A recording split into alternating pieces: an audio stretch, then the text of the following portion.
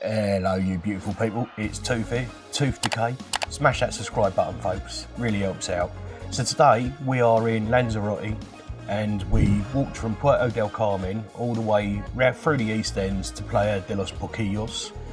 Really beautiful little place here, very rustic, loads of little restaurants everywhere. There's a big Riu hotel here. Look, I don't particularly recommend the Riu in a place like this because they are all inclusive, so you're paying for that in the cost of your holiday. Look at that sea and that sky, ain't that beautiful? But there's so many lovely little cheap places to eat and drink around here, and you get a proper local experience as well if you're somewhere small like this. We were going to walk on down there to Playa Honda.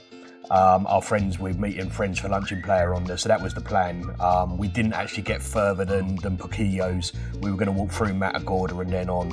But like I said, I don't recommend the Riu. It's all inclusive. They are great if you're going to go somewhere like Cape Verde. So we've been there a couple of times, and in Cape Verde, there is nothing else to see. There's nothing else to do. You are literally going for a beach holiday, and that's that. So I mean, look, I'll just show you a couple of pics of what it's like over in Cape Verde. Little bonus. Look, it's absolutely stunning. But in a place like this, it makes sense to have an all-inclusive because you can't go anywhere else. But if you're in a little place where you've got loads of little restaurants and bars and tapas places, and places to take the kids and everything, then it makes a lot more sense to not do the all-inclusive thing. But look, Cape Verde, that's one for another day. That was absolutely stunning over there. So anyway, back on track. So like I said, our friends turned up in Playa Honda, which is where we're heading now, a little bit earlier than expected. So we didn't have time to walk around Matagorda and then to walk all the way on through.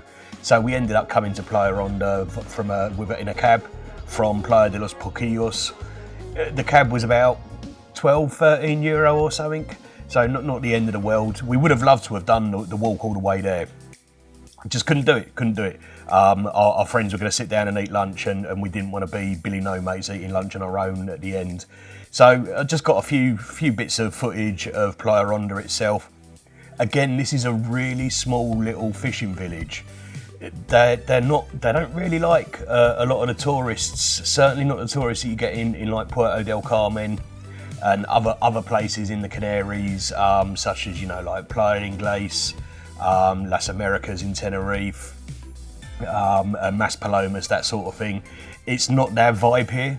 This is, oh God, I hate to say it, but this is a local town for local people. And it really feels a little bit like that. So there's a couple of the little restaurants down where we're headed that actually put reserved signs on all the tables. You see it happens. As soon as somebody gets up and leaves, they stick a reserve sign down. And all the locals know that the tables aren't really reserved. So if you go up and look, you're going to need a little bit of Spanish if you want to get by in somewhere like this.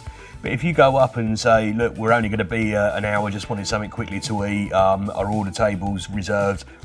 9 times out of 10, they will take it off.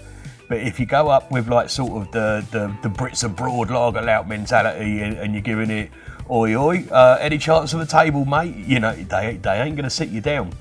It's if you want to be part of the culture, part of the local community, speak a little bit of Spanish if you can, just try. They'll be accommodating, but they just want to deter the bulk of people. So look, you can see this is a proper fishing village. They go out every day. There's a Goliath bar there. We're actually heading around to a restaurant, La Caleta, and there's a couple more just round the next bend. Really, really lovely little gaff. Look at the beach. It's absolutely stunning. This was November 2023. You can see there's hardly anyone here. Just on like further on from where we were just walking. It's all down there. It's beautiful.